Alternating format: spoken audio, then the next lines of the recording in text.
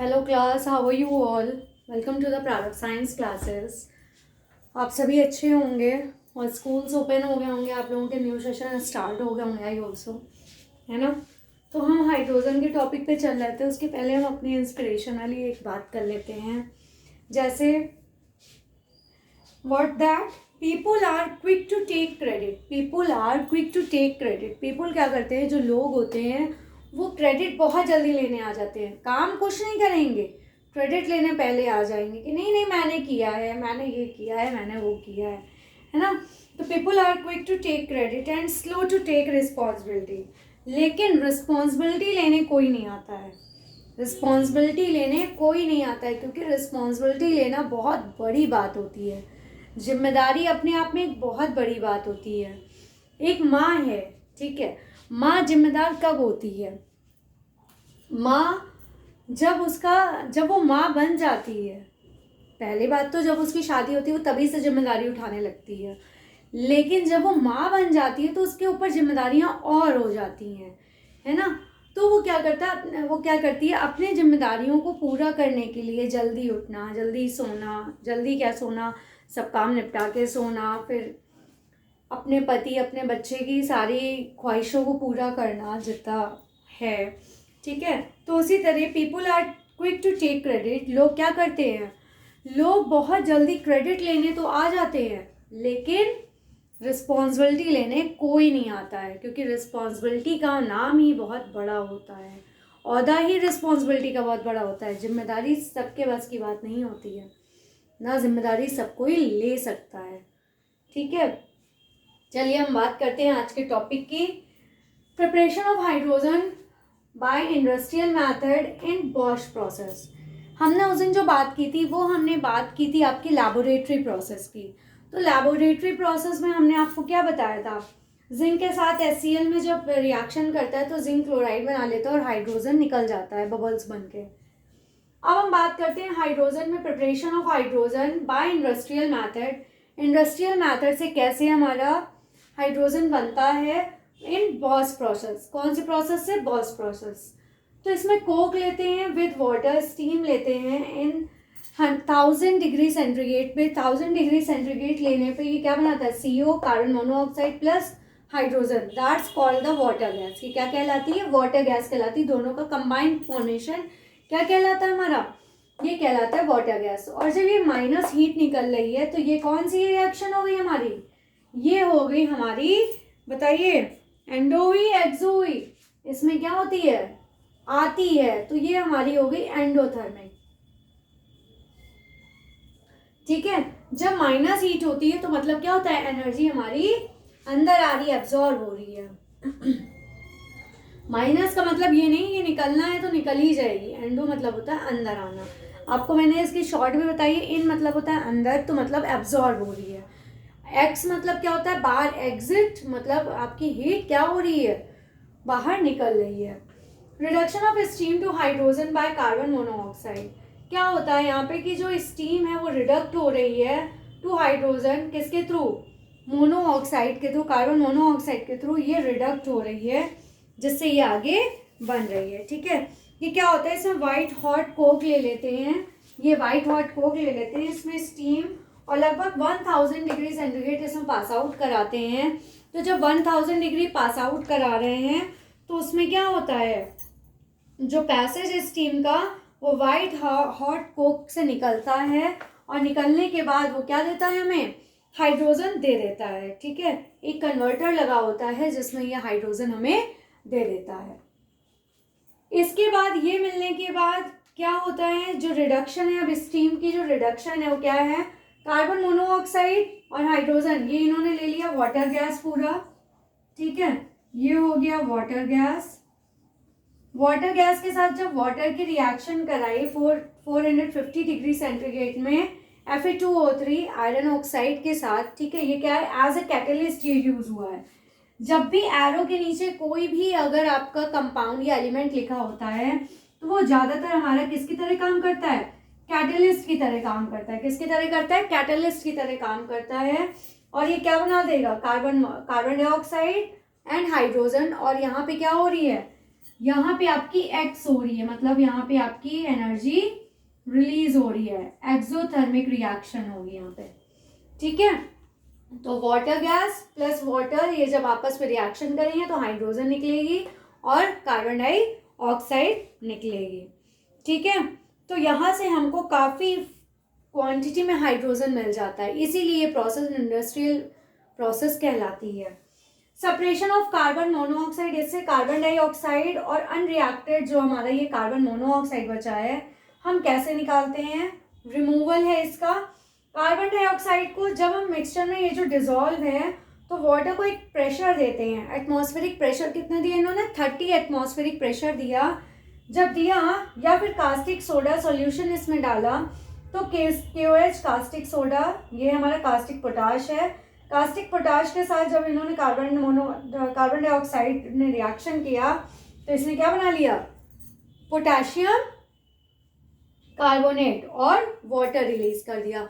तो जो इसकी इम्प्योरिटी थी हमारे उसमें हाइड्रोजन के साथ ये जो हमारा कंपाउंड ये भी मिला था, तो ये इसके साथ रिएक्शन करके क्या होता है, हमें वाटर में निकल गया और पोटेशियम कार्बोनेट बना लिया और हमें हाइड्रोजन अलग से मिल गई।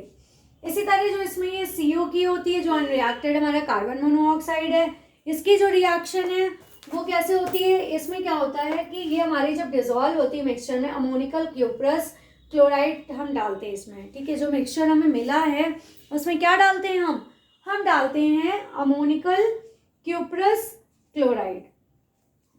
तो ये इन्होंने क्यूप्रिक क्लोराइड डाला और कार्बन मोनोऑक्साइड और वाटर ने जब रिएक्शन किया तो क्या बनाया इन्होंने, क्यूप्रिक क्लोराइड, कार्बन मोनोऑक्साइड और वाटर, इन सब ने एक साथ रिएक्शन किया और एक कंपाउंड बना लिया और क्या मिल गया इनको, प्योर हाइड्रोजन इनको अलग मिल गया। तो ये था पूरा हमारा इंडस्ट्रियल प्रोसेस, बॉस प्रोसेस। ये बहुत इंपॉर्टेंट है और ये पूछा जरूर जाता है, ठीक है, ये पूछा जाता है, ये बहुत इंपॉर्टेंट है। आपके एग्जाम में आता है कि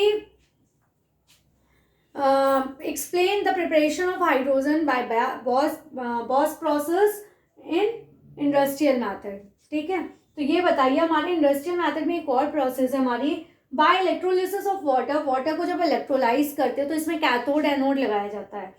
क्या होता है, इसमें एक टैंक लेते हैं, उसमें हम रॉड्स लगाते हैं कैथोड एनोड की, ठीक है। तो उसमें इलेक्ट्रोलिसिस करते हैं, देखो इधर भी रेज कर दिया मैंने, ठीक है। By electrolysis of water, acidified water on electrolysis separates hydrogen at the cathode. क्या होता है, एक टैंक ले लेते हैं, उसमें यहाँ पे एक लगा देते हैं ट्यूब और एक यहाँ पे कैथोड का काम करती है और एक एनोड का, ठीक है। तो जब इसमें इलेक्ट्रोलिसिस होती है, इलेक्ट्रोलिसिस प्रोसेस में यही होता है और यहाँ पे एक लिक्विड भरा होता है जिसमें ये सॉल्यूशंस भी होते हैं और जो निगेटिव होता है वो पॉजिटिव और पॉजिटिव वाला निगेटिव की तरफ जाता है। ये इलेक्ट्रोलिसिस की प्रोसेस होती है। तो जब बाय इलेक्ट्रोलिसिस, इसमें दो प्रोसेस हमारी, बाय इलेक्ट्रोलिसिस ऑफ वाटर और ब्राइन, या तो वाटर के साथ या ब्राइन के साथ इलेक्ट्रोलाइज करते हैं इसको, या फिर फ्रॉम नेचुरल गैस या कैल्शियम हाइड्रोक्साइड के साथ, हाइड्राइड के साथ, ठीक है। तो जब हम इसकी वाटर के साथ पढ़ लेते हैं acidified water on electrolysis, electrolysis को जब हम वाटर को एसिडिफाई करते हैं, separates hydrogen at the cathode. तो जो हाइड्रोजन होता है वो कैथोड की तरफ चला जाता है, ठीक है, क्योंकि क्या होता है हमारा हाइड्रोजन प्लस होता है, H पॉजिटिव होता है हमारा, जो किधर जाता है हमारा निगेटिव की तरफ चला जाता है, ठीक है। तो वाटर को जब हम इलेक्ट्रिक करंट पास आउट करते हैं तो क्या निकलता है, हाइड्रोजन और ऑक्सीजन। इसके बाद इलेक्ट्रोलिसिस ऑफ ब्राइन मतलब हो गया NaCl, ठीक है, सोडियम क्लोराइड के साथ जब हम इसको क्या करते हैं, इलेक्ट्रोलाइज करते हैं, तो very pure hydrogen is obtained as a by product during electrolysis of brine. क्या होता है, इसमें हमें सबसे प्योर हाइड्रोजन मिलता है जब ये ब्राइन के साथ क्या करता है, रिएक्शन करता है, ठीक है। तो इसके साथ हम रिएक्शन देख लेते हैं, ये भी इम्पोर्टेंट है, ये भी इम्पोर्टेंट है। ब्राइन का तो बहुत ही पूछा जाता है, ये मेरे एग्जाम में भी आया था, ठीक है। मैंने तो फिलहाल काफ़ी टाइम हो गया दिए हुए हैं, लेकिन आया था। हाँ, मैं यूपी बोर्ड से पढ़ी हुई हूँ। हाँ, पहले मैं पढ़ती थी CBSE बोर्ड में पढ़ती थी, लेकिन बाद में मेरी मदर ने मुझे डाल दिया था यूपी बोर्ड में और मैं यूपी बोर्ड ही पढ़ी हुई हूँ, लेकिन मैंने पढ़ाया है लगभग 8-9 साल मैंने पढ़ाया है और मैंने CBSE ICSE दोनों बोर्ड्स को पढ़ाया है, इसलिए मेरा कमांड है। और मैंने MSc किया है केमिस्ट्री से, इसलिए तो और ज़्यादा कमांड है। ठीक है, हाँ ग्रेजुएशन की क्लासेस भी दे सकती हूँ, बट पहले आप लोगों को पढ़ा लूँ। मेरा मन है कि 9 to इंटर को पहले अच्छे से गाइड करूँ, उसके बाद। अब हम ब्राइन की बात कर लिया हमने, ठीक है, ब्राइन की ये हो गई हमारी। अब हम बात करते हैं फ्रॉम नेचुरल। इसमें हमने एक तो हमने ये वाटर और ब्राइन की बताई, अब फ्रॉम नेचुरल गैस पढ़ लेते हैं। From natural gas and from calcium hydride. ठीक है, जब कैल्शियम हाइड्राइड और उसके साथ करते हैं तो जो मीथेन होता है इसमें, उसको स्टीम से हम पास आउट कराते हैं। ठीक है, और निकल हम कैटेलिस्ट ले लेते हैं। 800 डिग्री टेम्परेचर पे हम इसको क्या करते हैं, प्रेशराइज करते हैं, एटमॉस्फेयर देते हैं, तो कार्बन मोनोऑक्साइड प्लस हमारा हाइड्रोजन निकलता है। तो ये हमारा हो गया मीथेन। मीथेन जब हमारा इसमें नेचुरल गैस हो गई हमारी, नेचुरल गैस के साथ वाटर, और ये हमारा हो गया कैटेलिस्ट। इस कैटेलिस्ट के साथ इसे पास आउट कराते हैं 800 डिग्री टेम्परेचर पे, तो हमें क्या देता है, कार्बन मोनोऑक्साइड और हाइड्रोजन दे देता है। ठीक है, अब इसमें भी वही है, जो अनरिएक्टेड हमारा कार्बन मोनोऑक्साइड है उसको हम रिमूव कैसे करते हैं, बाय बॉस प्रोसेस। जो अभी हमने आपको बॉस प्रोसेस में रिमूवल दिखाया था ना, सेम उसी प्रोसेस से इसको हम रिमूव करते हैं। ठीक है, तो जो CaH2 है, कैल्शियम हाइड्राइड, उसको जब हम वाटर के साथ रिएक्शन कराते हैं तो ये क्या देता है, कैल्शियम हाइड्रोक्साइड प्लस हाइड्रोजन। ठीक है, क्या दे देता है, कैल्शियम हाइड्राइड जब वाटर के साथ रिएक्शन करता है तो कैल्शियम हाइड्रोक्साइड बन के निकल जाता है, और हमें क्या देता है, हाइड्रोजन, क्योंकि हमें क्या चाहिए, हाइड्रोजन चाहिए। ठीक है, अब हम बात करते हैं इनके हाइड्रोजन की कुछ हमारे फिजिकल प्रॉपर्टीज हैं उनके बारे में और यूजेस। और ये हमारा हाइड्रोजन का ऑलमोस्ट खत्म हो जाता है, थोड़ा बहुत होगा तो एक क्लास और दे दूंगी, देख लूंगी मैं चैप्टर में, जितना मुझे याद था वो तो मैंने आपको बता दिया सब कुछ। ठीक है, बॉस प्रोसेस बहुत इंपॉर्टेंट है, और एक ब्राइन वाली, ठीक है, जो NaCl, ब्राइन को क्या कहते हैं हम, NaCl कहते हैं। ठीक है, तो अब हम इनके यूजेस के बारे में पढ़ लेंगे। यूजेस के बारे में क्या है, प्रिपरेशन हम पढ़ चुके हैं सारी। ठीक है, सारी प्रिपरेशन हमने एल्कली के साथ सब कुछ पढ़ लिया है हमने। ठीक, अब हम इसकी कुछ फिजिकल प्रॉपर्टीज देख लेते हैं। फिजिकल प्रॉपर्टीज क्या हैं, हम केमिकल प्रॉपर्टीज पहले ही पढ़ चुके हैं। एल्कली के साथ, एसिड के साथ जो हमने रिएक्शंस की थी वो हमारे केमिकल में ही आ जाएंगी। ठीक है, तो फिजिकल प्रॉपर्टी में क्या होती है, ये हमारी कैसी होती है, हाइड्रोजन कलरलेस होता है, इसका कोई भी कलर नहीं होता है, ऑर्डरलेस होता है, ना ही इसमें कोई स्मेल होती है, और ये हवा से भी हल्की होती है, लाइटर दैन एयर, ये हवा से भी हल्की होती है। दूसरा पेन ले लेते हैं, मुझे लग रहा है इसमें इंक खत्म हो गई है। ठीक है, ये हो गया।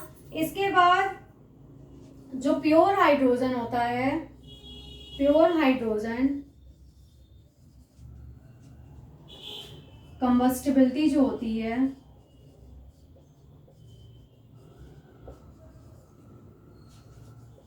Burns quietly in air. ये जो हमारी प्योर हाइड्रोजन होता है, जो इसकी कंबस्टिबिलिटी होती है, मतलब ज्वलनशीलता की जो प्रोसेस होती है, मतलब ज्वलनशीलता है, ये क्या होता है, एयर में जैसे ही कांटेक्ट में आती है, मैंने उसमें भी बताया आपको। ठीक है, तो एयर के कांटेक्ट में जैसे ही आती है जल जाती है। ठीक है, फ्लेमेबल होती है। उसके बाद क्या हो गया, और किस कलर में जलती है, with pale blue flame forming water. और क्या बनाता है, पेल ब्लू वाटर बना लेता है। जैसे ये है हमारा हाइड्रोजन, ये हमारा आया ऑक्सीजन के कांटेक्ट में, और क्या बना लिया इसने, वाटर बना लिया। ठीक है, अब इसके बाद जो है हमारा हाइड्रोजन एयर मिक्सचर जो है, ये क्या होता है, जब जलता है, बर्न्स विद पॉपअप साउंड। जो आप लोगों ने देखा होगा, जो आजकल हमारे ऑनलाइन कपड़े वगैरह आते हैं या हमारे कुछ जो भी हम सामान मंगाते हैं उसमें क्या होता है, एक पॉपअप लगा होता है ना, एक जो पॉलिथीन लगी होती है जिसको हम लोग फिंगर से पिंच करते हैं तो उससे बूम बूम की आवाज़ आती है ना, धीरे धीरे चुटपुटी जैसी आवाज़ आती है। तो वही हमारा क्या होता है, पॉपअप साउंड होता है। तो जब हाइड्रोजन हमारे एयर से रिएक्शन करता है तो उसमें पॉपअप साउंड आती है। ठीक है, तो ये था हमारा इसका क्या कहते हैं इसको, बर्न विद पॉपअप साउंड। ये हमारी हो गई इसकी फिजिकल प्रॉपर्टीज़। तो हमने आज क्या पढ़ा, इंडस्ट्रियल मेथड पढ़ा, उसके बाद हमने कैसे रिमूव करते हैं उनकी इम्प्योरिटीज़ ये पढ़ा, और इनके क्या पढ़ ली हमने, फिजिकल प्रॉपर्टीज़। अब इसके यूजेस हैं काफ़ी, उसकी मैं एक क्लास अलग दे देती हूँ। ठीक है, तो please like share and subscribe my channel. Thank you, take care class.